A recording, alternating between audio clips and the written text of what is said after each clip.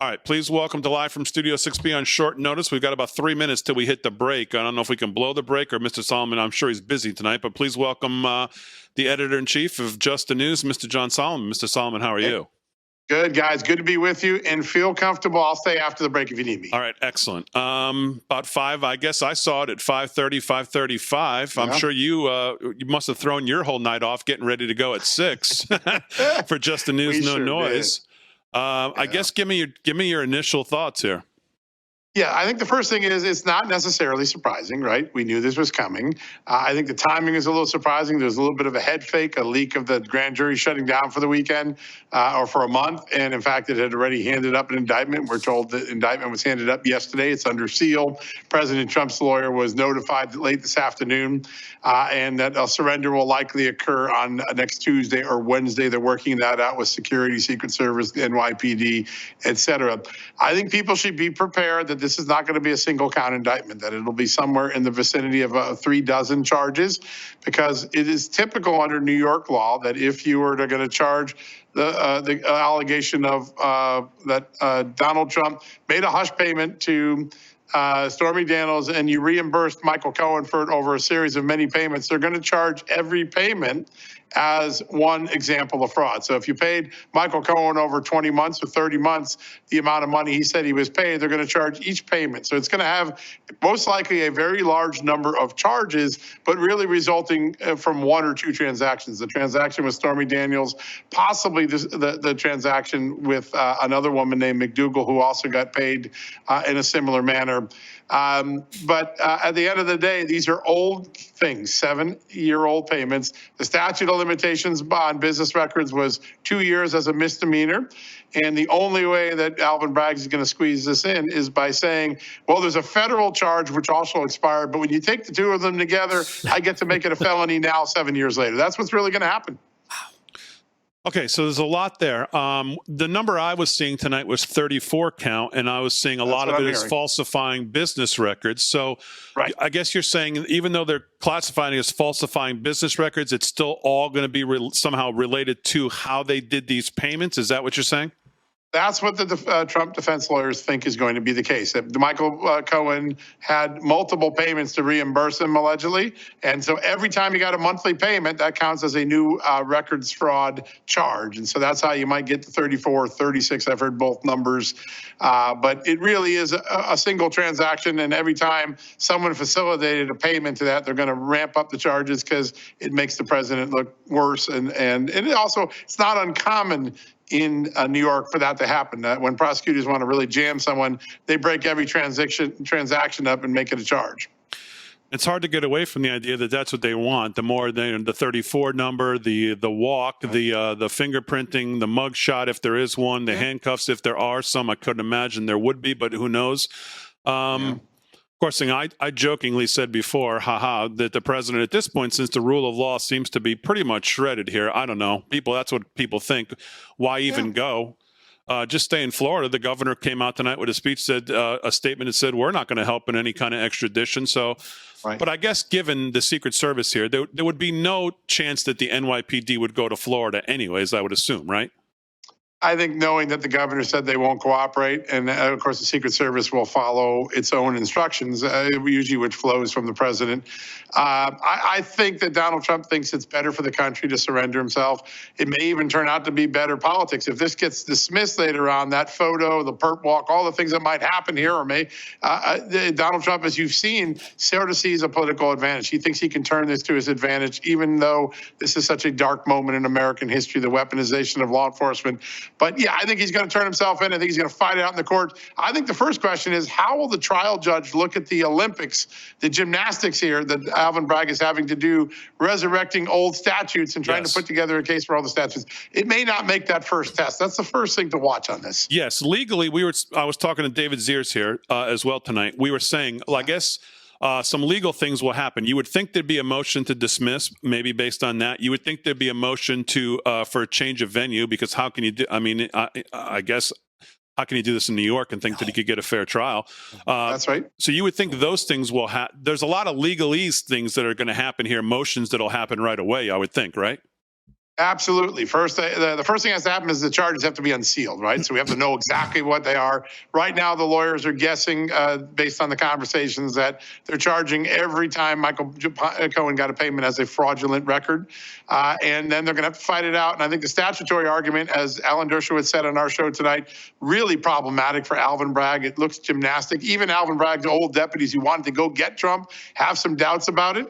And, that's the first test. And that's going to go from the trial judge to the appellate judge to the Supreme Court at the state level. And then if someone doesn't like the answer there, it could go through the federal charges.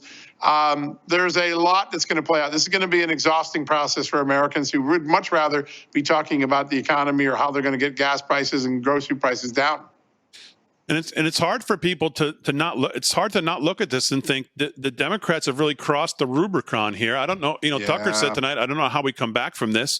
It just seems like, you look at Mark Houck, what happened to him. You look at Matt Taibbi, what just happened to him. And it's hard to get away from the fact that the Democrats say we'll use any power, endless power, to keep power and to make sure that we control the outcome of that 2024 election. Because here's not only the former president, but a candidate for president, and by far and away the leading candidate for president. Yeah, 2-1. Yeah, and here we are with police state tactics going after him on both, and what every legal mind has said is utter nonsense, made up, novel legal theory. Yeah, listen, it happens less than 12 hours after Vladimir Putin did what a banana republic does, right? Arrest a journalist, throw him in prison on fake spy charges. To see the president, then one of our own American presidents and the leading contender, go through a similar process in the greatest constitutional republic in history, the greatest democracy, in the shadows of an election that he's leading in, it leaves a lot of pepsit, I think, in anyone's hearts. Even liberals who might be out there cheering no in their heart of hearts, and some of them have privately said, I can't say it publicly, but I'm sick to my stomach. This is just not good for anyone, including liberals. And if it backfires, as people like Bill Maher and others have said, Trump might just walk into the White House. The Democrats may have given Donald Trump his best strategy for winning. There's just a lot that has to play out here, but I haven't found a Democrat or Republican in the honesty of a private conversation who hasn't told me this is not a great night, and I don't feel good about what Alvin Bragg has done. Yeah, well, that's interesting to hear you say, because one of the things, by the way, live from Studio 6B, we're talking to the great John Solomon. We blew through the last break. We're going to keep Mr. Solomon here for a couple more minutes. David Zier's got a couple questions. Rick Delgado's got a couple questions. It's hard to, I was watching Josh Hawley on, I think, with somebody tonight, and it was like, when do the Republicans, is this enough for them to finally rally the wagons here? Do we need now red state? Now we have new precedent being set. So now does every red state attorney general, all these red state district attorneys start to make life horrible for the Bidens and horrible for all the Democrats in all these cities? Like, what do we do? People are out there tonight saying enough is enough, but what can the Republicans do? Kevin McCarthy puts out a thing tonight and says, yes, we're going to hold them accountable, but how? What do the Republicans have at their disposal to try to fight fire with fire here, to push back a little bit? What can they do? Well, one thing they could do very quickly, and several Republicans who've been on my shows the last week have raised this as a strong possibility, and that is you could defund the New York district attorney's office. They get a lot of federal funding to fight drugs and other things. You could pull all of that federal funding. Alvin Bragg would be powerless. He'd lose so much resources. He'd have to lay off people or go to Kathy Hochul to get an emergency dispensation from a state that's already in financial trouble, its own budget. I think the funding could be the first thing. The second thing is they're going to drill into any conversation that Alvin Bragg has had with a political person about Donald Trump, including George Soros, including any member of Congress. And Alvin Bragg's not going to be able to keep that. He can keep things about confidential informants from the Congress. He's not going to be able to keep that stuff. And if there is a partisan nature to this, if there's a Soros conversation, a member of Congress conversation, a former Mueller guy that hated Trump, that's fanning this behind the scenes, and Congress exposed that, the banana republic story becomes bigger and bigger, right? And then New York's going to have to decide, is this the right guy to even be our chief prosecutor? So those are some early things. Then in the states, just think about this. We now know that there was a fraudulent transaction, right? According to James Comer, China sends money in and it keeps getting flipped around until the Bidens get some money on this, right? any state that money passed through, any bank account, any corporation that has a state tie, if it's in Texas or if it's in Florida or Georgia, all of a sudden an AG can come in and say, I got to look at this. This might be criminal. This is a can of worms that I don't think Democrats want to be open. And the Democrats, when they're talking to me privately, say this, which is, man, we got some glass chins going on here too. I don't know if I want this to be the standard. So Alvin Bragg has crossed the Rubicon that makes, I think, Democrats and Republicans alike very uneasy tonight. All right, we're talking about John Solomon. I'll throw it to David Zier. Hi, John. I just wanted to know, you probably could indict half of Congress along these lines, you know. But I just wanted to say, Meg Rice, the assistant district attorney in New York, she was caught, and when the Gateway Pundit exposed earlier today that she was saying and texting and tweeting terrible things about Trump and dump Trump and showing her political colors. Does that taint everything for a call for like a mistrial or something?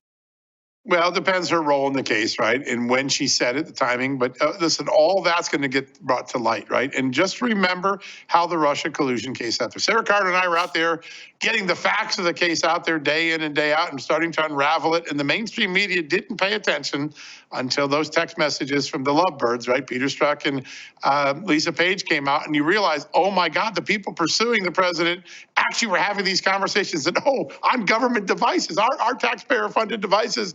That's the turning point where a lot of people started to see the Russia collusion case. And of course, we later learned they cheated at the FISA court. But bias can have a profound effect in the court of public opinion, even before it gets to the court of law. And a jury could be influenced, a jury poll could be influenced. That's the sort of thing. And David, what you're talking about right now, I'm told there's a much broader inquiry looking at that right now. Donors, people pressuring Alvin. And remember, Alvin Bragg himself campaigned on the notion, I'm going to be the guy that gets Donald Trump. Does that become a disqualifying thing in the court of law? We don't know. It's going to be very interesting to watch the trial judge the first couple of hearings. You'll get some early readings on how the courts in New York are going to handle this very quickly. I just wanted to follow up. You know, I have a confidential source, a friend who's like best friends with Meg, and that she's the impetus for this happening. And Bragg was kind of like caught a deer in the headlights when they were entertaining bringing this up again, because he originally turned this down. Yeah. I don't know that level of detail, but those are the sort of questions that Kevin McCarthy and his team are going to ask, that the defense lawyers and Brady Discovery will begin asking. This is a very difficult case. And just remember, if we were playing a game of Clue, we pulled the cards out, and you got the case with a porn star and a convicted lying disgraced lawyer, and the porn star also, her lawyer went to prison because of the things he did around this case, you'd say, oh my God, I'm folding my cards. I'm not going to play this round. I'll stand it out. That's the case that Alvin Bragg has. I don't know where this goes, and I'd really watch early. The courts may say, you know what? I'm not going to let this play out. We're getting rid of this. Even in New York, though, John, don't you think part of this is that he says, we're in New York, we just take our shot here? Listen, that is always the thing, and Alan Dershowitz said that thing. Any other person not in New York, this case is laughed out before it gets to the arraignment. I still think that there are judges here whose legal background are here who know that if this becomes the standard in New York, the next time I've got a defendant in my court that I know is innocent, I'm going to be held to the Trump standard. That's going to weigh on a judge, because they know there has to be consistency under the law, all of their politics aside. And I do think that this statutory issue is the thing that gives the judges the best chance. All the Trump stuff and the crazy people and the credibility issues, they're going to let that to a jury most likely. But I do think the statutory issues of the statute of limitations, and the fact that if this is what we think it is, the federal crime that they say makes this a conspiracy, right? A conspiracy to be. The Federal Election Commission has already ruled that wasn't a crime, right? So Alvin Bragg's going to try to make an argument against the federal experts who've already determined that wasn't a crime. I just don't know if it gets past that first threshold. I really don't. Yeah. Hey, John, real quick, Sure. Because you've been in media a long time, you've seen a lot, right? Yeah. How much of this do you think is a headline grab? because let's face it, they needed to change the conversation, right? And it's like, look, let's just get the headline. Who cares if the indictment goes forward? We've got the headline. Now we can attach it. Donald Trump and, former indicted President Donald Trump. Now it's part of his introduction as far as the left is concerned. Is that something you can see as a tactic as well? Listen, the political people have been thinking this through and dreaming of this day for at least since 2015 when he walked down the escalator, right? Right. I think I think the judges and prosecutors here have probably gotten themselves convinced that they're doing the righteous thing under the law here, or they wouldn't take this risk. But I just don't think that when a judge comes in with fresh eyes, or an appellate judge, or a Supreme Court judge, or the federal courts come through, that it's going to meet that test. And I think that's the part that Alvin Bragg's team probably hasn't thought through, what this is going to look like to someone who says, the next 30 cases that walk in like this, am I going to want to rule this way again? And I do think that's going to make a big difference. There's no doubt the political people, the Soroses and the campaign people and the haters, are all going to have been thinking about this day, and they have their statements written for this day like 5 years ago. They're just going to pull them out of the desk and put them out. They've been trying to get this day 100 times over. I do think when it gets to the court of law, there'll be some seriousness here. And I'm going to have a good story in the next 24 hours that's going to look at some of the problems of how this case has evolved in theory. And I do think that that's what the courts are going to look at. The politics are the politics, and long-term Democrats think this is bad politics. Short-term, some Democrats like it because it just feels like the day they always want it. Right. I don't know how to Christmas. play it. Yeah, it's their Christmas day, belated in late March, just before Easter. How about that? Right, perfect. So, John, as always, I appreciate you jumping on short notice on a busy night like tonight. Really love your show, guys. a historic night like tonight. We always appreciate your effort to join us, and thank you very much. I'm coming up to visit you guys in May. I can't wait. Sweet. Yes, the great I'm on John that. Salmon live here in studio, maybe. Well, that would be exciting. Yeah, All right. we'll put you in Damon's chair. It would be a huge upgrade. I couldn't do that. No. I'll be a sidecar. Well, we love you. Thanks, John. Thanks, guys.